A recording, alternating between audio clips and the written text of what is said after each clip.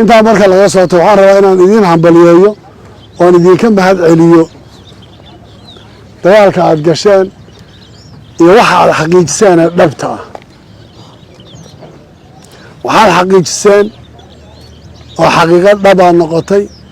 ديالك عاد قشان يسال وجوه البدرتين يسال من كاس قادة شواء وقلك تاني وعمد صومالي ودنا أدين كسوهم بليين يسوه فرين تاني دي وضعي أي تايمد قف كستو مسؤول صومالي أو وهر مدحونا الجمهورية فدرالك صوماليا أو كحية رئيس الوزراء أو قدون كلا وضع عقل أو كتير أو حل دماغنا يقولوا وزيرين أو كتيران هير استدي هير فدرالبا أو ملاح الدولة حمنا كا كل قال أو كتيران أي صافر من أن يدين كهم بلي يهرين تعال سمايسين واحد قال دبعتين ما أنت شابك كل عضنا أي تامين قف كستو صومالي ما أنت كفر حي أنا رجيني عيدا كودن إذا كنت ضيان دونا waxa ugu muhiimsan waxay ahayd khadkaan idin ku jiray dagaalka maalintii saraakiisha waxyaalaha qaar ku wada hadli doonaa qorshaha dagaalka hadda xeeradaan soo dhisanta waan aragnaa waxa loo socdaa waa qarax la soo galiyo cabsiina oo aan ilaahay janno uga baryayo la shaka inuu jannada galaye wiilkii qoriga sabanka haystay ee intuu meesha u istaagay ku gubay gaarigaas kii miido isagoo god buu kaga dhacay harboolana waxa uu ogolaatay inuu xerada irideeda ku qarxo laakiin miido godkii markii godkan ku gubnay lagu qarxiyay kana wiil baa ku shahiiday intuu meesha kaga hortay isagoo qorisabana ku dhuftay waa ruucdi iyo cabsiis maanta qoriga gaariga saddexda god ka soo horeyso inta in lagu damage ku geysan kara ku soo gaari kara hadaa adigu sugnaato waxa wiilasha soo hadlaya kamid ah kuwa leh adeer anagu waxbada ma aanan ridin wayna soo gaari lahayn waxba tamaniin qof almeesi xilli yare ku leedahay laakiin marka lagu baahdo umma dhufayska ku soo socon kartaa war xagaas ay ku socotaa culayska aan ka qaado aan soo ordamaya waxaan rabaa aan idinku imid inaan idin mahad celiyo waxaan idinku imid inaan ilaado guusha waa la hadiyaa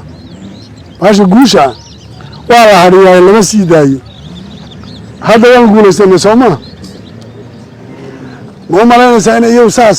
maydkoodii wadnaa faraha badnaa ee Soomaaliya ajnabiga lahaa iyo dhaawacoodii meel ay geystaan ay waayeen si aynaan u diyaar garoobin ma hadda u diyaar garoobin oo sidii ka xoog badan sababtoo hadda qofku markuu u tun qabo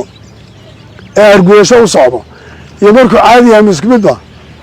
hadda u tun ay qabaan Soomaa arguyasho u socdaan taasaa u baahan marka inaan limintii hadino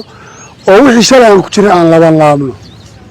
waxaan rabaa saraakiisha kale kulligood inaan dalacaad siiyo saraakiil xigeenada dalacaad baa la wada siinaya taliyii guutooyna uu ila taaganyahay taliyii ciidankuna uu fadhiya